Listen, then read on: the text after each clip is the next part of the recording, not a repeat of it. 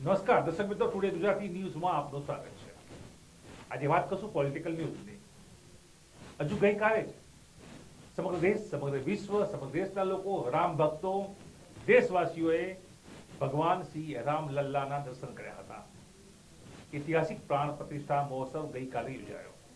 PM Narendrabhai મોદીએ દેશવાસીઓને આ ઐતિહાસિક પ્રસંગે, આ ધાર્મિક પ્રસંગની શુભકામનાઓ પાઠવી। ઠેર ઠેર ફટાકડા ફૂટ્યા છે, ઘેર ઘેર દીવા થયા છે, રોશનીમય બન્યું હતું ગુજરાત, રોશનીમય બન્યું હતું ભારત। વિશ્વમાં પણ જે ગુજરાતીઓ, જે ભારતીયો રહે છે, તમામે પણ આ ઉત્સવની ઉજવણી કરી હતી।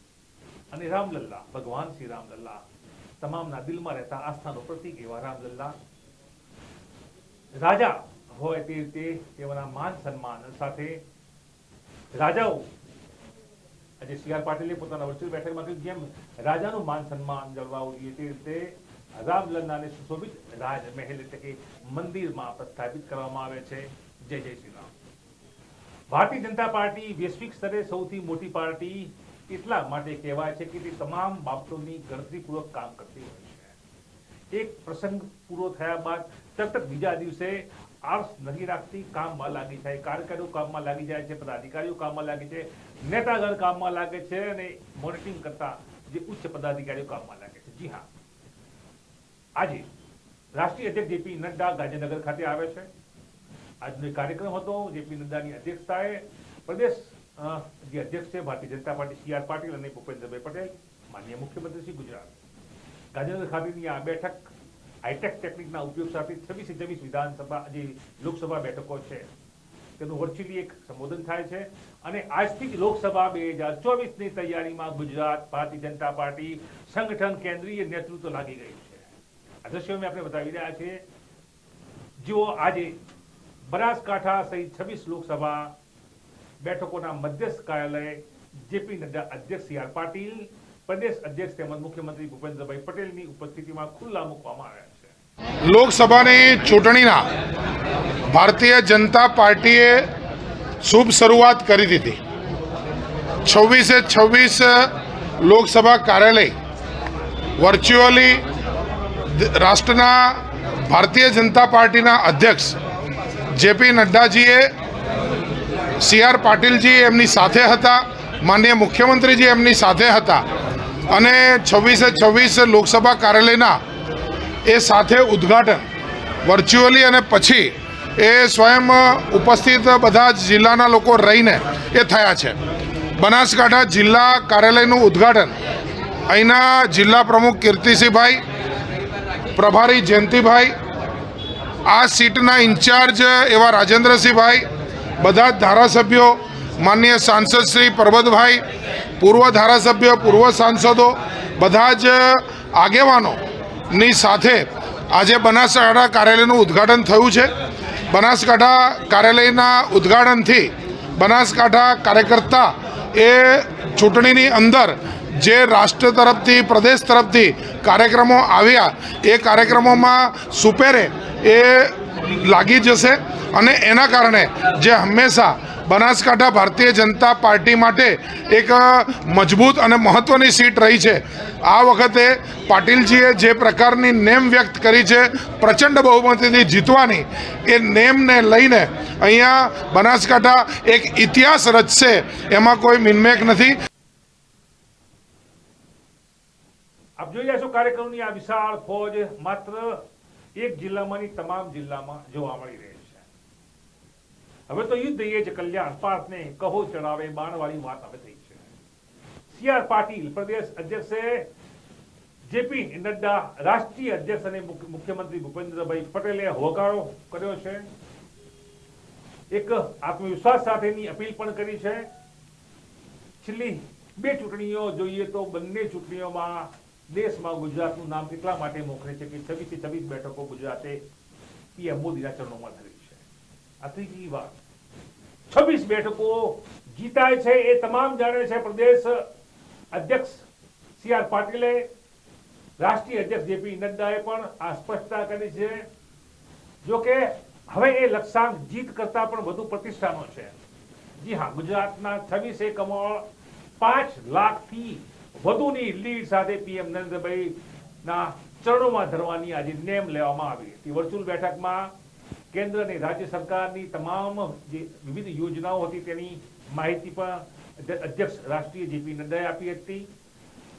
પ્રદેશ અધ્યક્ષ સી આર પાટીલે પણ તેમાં સૂર પુરાવ્યો હતો અને ગુજરાત મોડલ સમગ્ર દેશમાં વખણાય છે એટલા માટે કે ગુજરાત રાહ ચીંધનારું રાજ્ય બન્યું છે.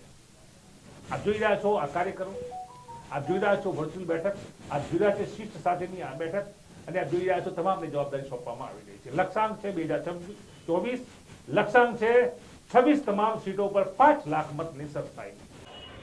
22મી જાન્યુઆરી એટલે ગઈકાલે રામલલ્લાની ભવ્ય પ્રાણ પ્રતિષ્ઠા અને આજે 23મી જાન્યુઆરી છે. આપ જોઈ રહ્યા છો તે રીતે શુભારંભ થયો છે લોકસભા કાર્યાલય બનાસકાંઠા માટે. અનિકેતભાઈ, આપની તો એક મોટી જવાબદારી આજે પ્રસ્થાપિત કરવામાં આવી છે, મુખ્યાલય પાલનપુર, અને આપ અહીંના સ્થાનિક વિધાયક તો શું કહેશો? ગઈકાલે ભગવાન શ્રી રામલલ્લાની જે પ્રતિષ્ઠા થઈ અને આજે મેં જાહેરમાં પણ કીધું કે એક નવા યુગનો પ્રારંભ થઈ રહ્યો છે અને એમાં જ 2024નું ઇલેક્શન આવી રહ્યું છે. પ્રજાના હૃદયમાં રામ છે, પ્રજાના હૃદયમાં કમળ પણ છે. પાર્ટીએ પૂરી મહેનત કરવાની છે. એની શુભેચ્છાઓ સાથે આજે કાર્યાલયનું ઉદ્ઘાટન કર્યું. મહોજીભાઈ, તમામ માટે મોટી જવાબદારી છે. લક્ષ્યાંક છે 5 લાખથી વધુનો અને બનાસકાંઠાએ ગઈ વખતે ગત જે ચૂંટણી હતી એમાં મોટો લક્ષ્યાંક આપ્યો હતો, કીર્તિમાન બનાવ્યો તો આ એક નવી જવાબદારી છે, શું કહેશો? આ વખતનું લોકસભાનું ઇલેક્શન એ રાષ્ટ્ર માટે સ્વાભિમાનનું ઇલેક્શન છે. સમગ્ર દેશ માટે, આખા દુનિયાની અંદર ભારતનો ડંકો વાગે અને ભારત એ વિશ્વગુરુ બને એ માટેનું ઇલેક્શન છે. ત્યારે સમગ્ર ભારતવાસીઓ અને સમગ્ર બનાસકાંઠાવાસીઓ ખૂબ મોટું મતદાન કરી અને ભારતીય જનતા પાર્ટીના ફેવરમાં કરી અને 5 લાખ કરતાં પણ વધારે મતોથી આ સીટ જીતશે અને એમાંય અમારો વિસ્તાર ધાનેરા વિસ્તાર ખૂબ મોટી લીડ સાથે ભારતીય જનતા પાર્ટીના ઉમેદવારને જીતાડશે. 140 કરોડ લોકોના મનમાં ભગવાન શ્રી રામના ગુણગાન છે. બસ હમણાં જ રામલલ્લાની પ્રાણ પ્રતિષ્ઠા થઈ છે. આપણે તો એક કીર્તિમાન એ પણ બનાવ્યું છે કે ધાર્મિક સ્થળોમાં, મંદિરોમાં, શક્તિપીઠોમાં સૌથી વધારે દર્શન કર્યા છે, સૌથી વધારે મુલાકાત લીધી છે. આ ધર્મમય માહોલ અને હવે લોકસભાની ચૂંટણી 1984માં રામ જન્મભૂમિ મુક્તિ યજ્ઞ સમિતિ કરીને જે સમિતિ બની એનો બનાસકાંઠાનો પહેલો કન્વીનર હું હતો અને 84માં એ જ વખતે બજરંગ દળની સ્થાપના થઈ અને બજરંગ દળનો જિલ્લાનો અધ્યક્ષ હું રહ્યો છું. એટલે આ આંદોલન સાથે એ વખતથી જોડાયા છીએ. એ વખતથી એક વિચારથી આ દેશને સ્વાભિમાન તરફ લઈ જવો અને એના કીર્તિમાન સ્થાપિત કરવા એના માટે જ કામ કર્યું છે. આજે આખો દેશ રામમય બન્યો છે. જે ઈચ્છાઓ ઘણા બધા લોકોની હતી, કેટલા લોકોએ તો પોતાના જીવન પૂરા કરી દીધા છે. મારા એક મિત્ર હતા, પ્રદેશ કાર્યાલય ઉપર રહેતા હતા ભાજપના, એણે મૌન રાખ્યું હતું. એ મૌનમાં જ ગુજરી ગયા. એણે વર્ષો સુધી બોલ્યા નહીં, એક શબ્દ નહીં બોલ્યા. રામ જન્મભૂમિનું મંદિર બને પછી જ હું બોલીશ, આવી પ્રતિજ્ઞા લેનાર અનેક લોકો હતા. કેટલા લોકોએ ચંપલ નથી પહેર્યા. આવા પ્રકારના લોકોના કારણે આ મંદિર બન્યું છે અને આ કીર્તિમાન છે. એ નવા યુગની, જેમ અનિકેતભાઈ આજે કીધું ને, આ નવા યુગની સ્થાપના છે. ગઈકાલે નરેન્દ્રભાઈએ પણ આ વાત કરી હતી. આ નવા યુગમાં લોકસભામાં 400 સીટનો જે લક્ષ્યાંક ઊભો થયો છે એ પાર થશે. બનાસકાંઠા લોકસભા સીટ 5 લાખ કરતાં વધારે મતે જીતી શકાશે. આ કાર્યકર્તાઓનો અદમ્ય ઉત્સાહ છે અને બધા એકમત થઈને કામ કરવાના છે. મહિલા મોરચાની વિશેષ જવાબદારી છે બનાસકાંઠામાં. વોટર પણ મહિલા વોટર ખૂબ છે, આપ શું કહેશો? હજી આજે ગઈકાલે 22 તારીખે અયોધ્યા મુકામે આપણા ગુજરાતના પનોતા પુત્ર અને આપણા દેશના સુકાની વડાપ્રધાન શ્રી નરેન્દ્રભાઈ મોદીના નેતૃત્વમાં આપણે કાલે સૌએ નિહાળ્યું. કહેવાય ને કે India is a land of saint, જે ભારત એ સંતોની ભૂમિ છે અને એમાંના આપણા વડનગરના સંત એવા માનનીય વડાપ્રધાન નરેન્દ્રભાઈ મોદીએ કાલે ઐતિહાસિક નિર્ણય, એટલે કે 500 વર્ષથી જૂનો પ્રશ્ન હતો, એને આપણે કાલે સાકાર કરી શક્યા. અને આજથી જ કાર્યકરો કામે લાગ્યા છે. શું કરી રહ્યા હતા પદાધિકારી? આવો એક લક્ષ્યાંકનું સી આર પાટીલ નેતૃત્વ કરી રહ્યું છે. દરેક સી આર પાટીલ સાહેબે 26 બેઠકો માટેનો લક્ષ્યાંક નક્કી કર્યો છે. આમાં પાર્ટીમાં આજે જે પાર્ટીનું કાર્યાલય રાષ્ટ્રીય અધ્યક્ષશ્રી આવીને જે અમદાવાદ અને સાથે સાથે 26 કાર્યાલયોનું ઉદ્ઘાટન કર્યું. ઉમેદવારો નક્કી નથી કર્યા. પાર્ટી ચૂંટણી લડે છે ભાજપની પાર્ટી, ભારતીય જનતા પાર્ટી. અને ભારતીય જનતા પાર્ટીનો કાર્યકર જે કોઈ હોય કમળદાન આપે, નરેન્દ્ર મોદીના નામે જ્યારે મિત્રો સમગ્ર દેશમાં ચૂંટણી લડતો હોય ત્યારે કાર્યક્રમમાં આજના વાતાવરણથી એટલો ઉત્સાહ આવ્યો છે અને પાર્ટી જે નક્કી કરીને લક્ષ્ય આપે એ લક્ષ્ય સિદ્ધ કરવા માટે કાર્યકરો ખભે ખભા મિલાવીને લડે છે. શુભેચ્છાઓ. તો આ તો આત્મવિશ્વાસ સાથેનો હુંકાર માનનીય પ્રબતભાઈ પટેલ, સાંસદ બનાસકાંઠા. અને આપ જોઈ રહ્યા છો તે રીતે બનાસકાંઠામાં પાલનપુર ખાતે જે બનાસકાંઠા મધ્યસ્થ કાર્યાલય છે લોકસભા, એનું આજથી જ ઓપનિંગ શરૂ કરવામાં આવ્યું છે. 22મી જાન્યુઆરીએ રામલલ્લાની પ્રાણ પ્રતિષ્ઠા અને 23મી જાન્યુઆરી આજથી જ ભારતીય જનતા પાર્ટી કાર્યકરો કામે લાગ્યા છે. વર્ચ્યુઅલ બેઠક થઈ હતી. જેપી નડ્ડા રાષ્ટ્રીય અધ્યક્ષ અને તે રીતે સમગ્ર ગુજરાતની 26 બેઠકોના 5 લાખથી વધુના લક્ષ્યાંક સાથે જીતવાનો જે નિર્ધાર છે, કાર્યકરોને જે હુંકાર કર્યો છે તે હુંકારમાં આજથી તમામ કાર્યકરો જોડાયા છે. તો આપણે આ ટેમ્પો જોયો, લોકસભા 2024નો આ ટેમ્પો આજથી કામે લાગ્યો છે. તમામ બૂથમાં તમામ કાર્યકરોને વિશેષ જવાબદારી સોંપવામાં આવી છે. તમામ મોરચાના પદાધિકારીઓને વિશેષ જવાબદારી સોંપવામાં આવી છે. આ જોઈ રહ્યા છો દ્રશ્યો, વિશેષ જવાબદારીઓ આપવામાં આવી રહી છે. કર્તવ્ય પથ પર આગળ વધવા માટેનું સૂચન કરવામાં આવ્યું છે. ભારતીય જનતા પાર્ટીના કાર્યકર હોવાનું ગૌરવ તમામ લઈ રહ્યા છે અને તે રીતે આદેશ, આ મોનિટરિંગ અને પોતાને આપવામાં કામને ન્યાય આપવા માટે કાર્યકરો આજથી કામે લાગ્યા છે. દેશમાં અનેક રાજકીય પક્ષો છે. ગુજરાતની વાત કરીએ તો ગુજરાતમાં છેલ્લા 2 લોકસભા ચૂંટણીના પરિણામોમાં 26 બેઠકો પર ભારતીય જનતા પાર્ટીનું પ્રચંડ બહુમત થયું છે. આ ત્રીજી ટર્મ છે લોકસભા 2024 અને તેમાં 26 બેઠકો પર ભાજપ 5 લાખથી વધુ લીડથી જીતવાની એક આખી પ્રક્રિયા અને પ્લાન બનાવી રહી છે, કાર્ય કરી રહી છે. હરીફ પક્ષ મુખ્ય કોંગ્રેસ છે.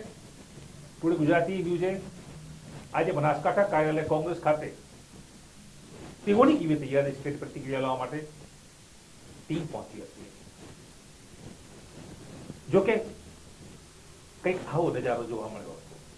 આજે 23મી જાન્યુઆરી 2024નું વર્ષ છે અને આજથી શ્રી ગણેશ થયા છે. બનાસકાંઠામાં લોકસભા કાર્યાલયનું ઓપનિંગ પણ થયું છે.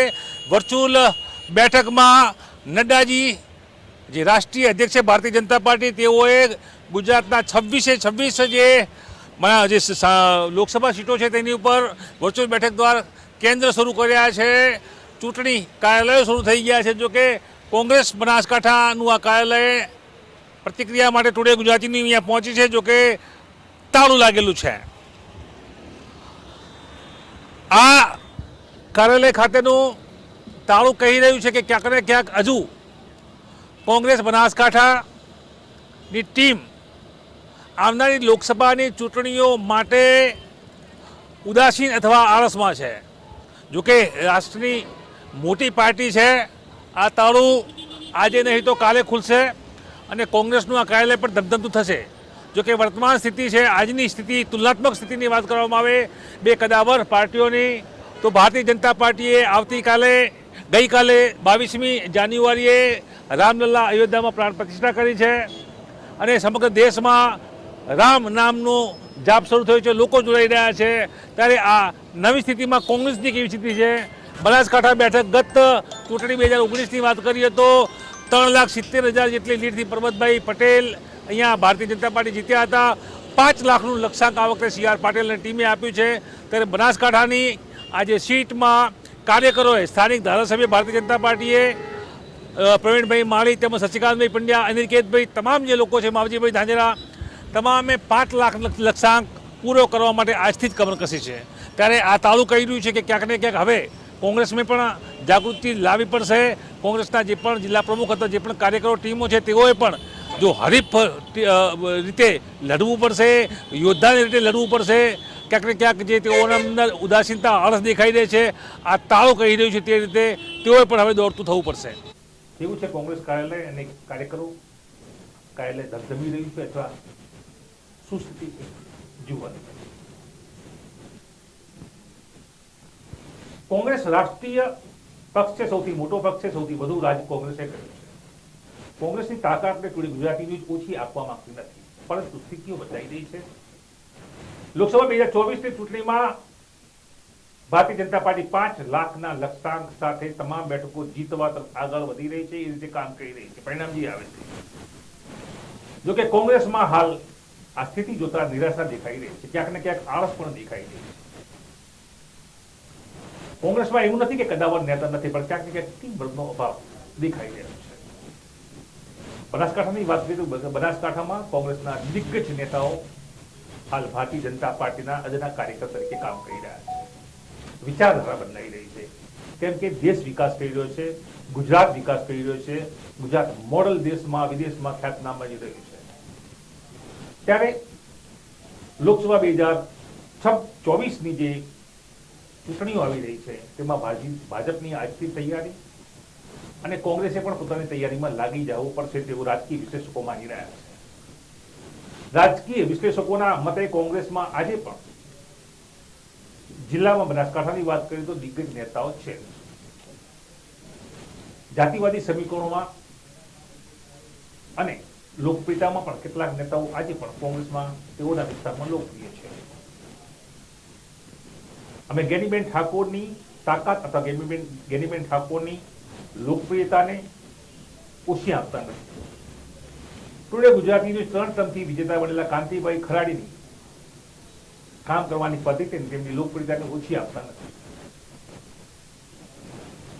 તો વળી કોંગ્રેસના જ્યાં ચૂંટાયેલા ધારાસભ્યો છે તેઓ પણ પોતપોતાના વિસ્તારમાં તેઓને છાજે તેઓની કામ કરવાની પદ્ધતિ મુજબનું કામ કરી રહ્યા છે. તમામને કોઈ ટુડે ગુજરાતીઓ પૂછા આપશે નથી. પણ જો લોકસભા 2024ની ચૂંટણીમાં સન્માનજનક રીતે હરીફ ઉમેદવાર તરીકે ટક્કર આપવી પડશે તો રાજકીય વિશ્લેષકો માની રહ્યા છે અને આ દ્રશ્યો આપણે બતાવી રહ્યા છીએ તે રીતે જે રિયાલિટી બતાવી રહી છે તે કોંગ્રેસને ખૂબ મહેનત કરવી પડશે. કોંગ્રેસ પાસે કાર્યકરોની કેટલી ફોજ છે, કેટલા ગતિશીલ કાર્યકરો છે, કેટલા દોડતા ગતિશીલ કાર્યકરો છે તે પાર્ટીનો વિષય છે. જોકે ચોથી જાગીરીના હકના તરીકે અમે અમારા મુક્ત અભિવ્યક્તિનો ઉપયોગ કરી સ્પષ્ટ કરીએ છીએ કે જે પણ હરીફ ઉમેદવારો હોય, જે પણ હરીફ પાર્ટી હોય તેઓને હવે જાગવું પડશે, દોડવું પડશે, ગતિ આપવી પડશે, કાર્યકરોને તૈયાર કરવા પડશે. નહીતર છેલ્લી 2 ટર્મથી જે રકાસ થઈ રહ્યો છે ગુજરાતમાં, પછી કોંગ્રેસ હોય અથવા અન્ય કોઈ પણ પાર્ટી હોય, એ રકાસ યથાવત રહેવા પડશે. નમસ્કાર.